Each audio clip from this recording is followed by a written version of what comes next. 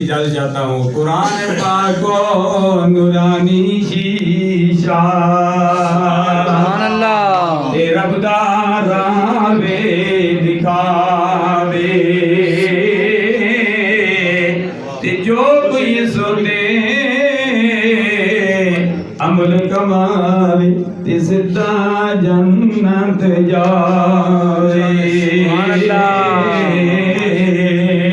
سبحان اللہ۔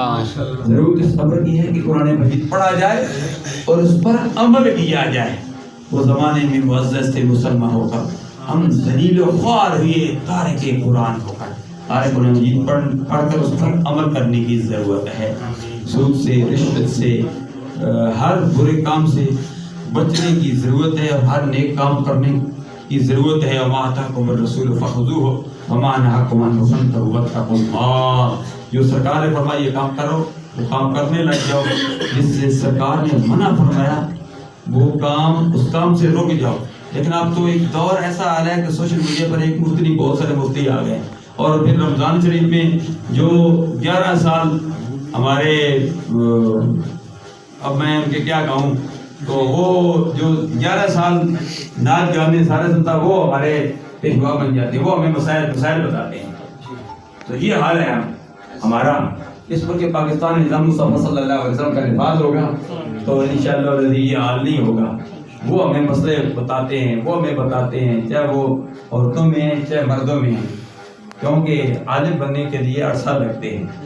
ایسے نہیں ہے کہ 11 مہینوں کی اور کام کرتے رہو، 12ویں مہینے میں کہتے ہیں کہ چلو جی اب تو آگے یہ ہے، لیکن یہ عالم کو یہ دے دیتا، مفتی کو یہ دے دیتا مسئلے بتائیں تو اس مسئلے یہ بتاتے ہیں، تبھی تو لوگوں کو گمراہ کر رہے ہیں کہ شام کی نماز جو ہے وہ کہہ رہا میں عشاء کی وتر جو ہے شام کی نماز کی طرح نہ پڑھو، یعنی یہ حدیث پاک ہے، عشاء کے وتر جو ہے مغرب کی نماز کی طرح نہ پڑھو، یہ حدیث پاک پھر سناتے ہیں۔ ظاہر ہے وتر اور شام کی نماز میں فرق ہے، پھر یہ حدیث پاک بھی سناتے ہیں۔ آپ ہی آسان علی دریا رحمت شریف میں 2 اذانیں ہوتی ہیں کہ جب اذان ہو جائے، ابو داؤد شریف کی حدیث، اذان ہو جائے تو کھاتے پیتے رہو، لوگوں کو گمراہ کیا جا رہا ہے۔ تو بہرکت ایسی بات نہیں ہے، اذانیں 2 ہوتی ہیں، جو پہلی اذان ہو جائے تو پھر کھاتے پیتے رہو، اس سے مراد پہلی اذان ہے۔ دوسری اذان جو صبح صادق میں ہوتی ہے، پہلی اذان جو صبح کاظم میں ہوتی ہے وہ تہجد کے لیے ہوتی ہے۔ آج بھی دریا رحمت شریف میں 2 اذانیں ہوتی ہیں، بعض جگہ 2 اذانیں ہوتی ہیں، اس اذان سے مراد جو ہے پہلی اذان مراد ہے، دوسری اذان ہو تو پھر کھانا پینا بند کر دو۔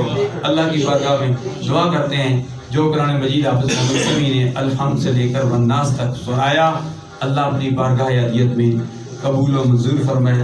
جو کچھ میں نے بیان کیا ہے غلطی کوتاہی ہو گئی، کہ میری زبان سے نکل گیا، جو میرے رب کو ناپسند ہے، میں اللہ سے معافی مانگتا ہوں۔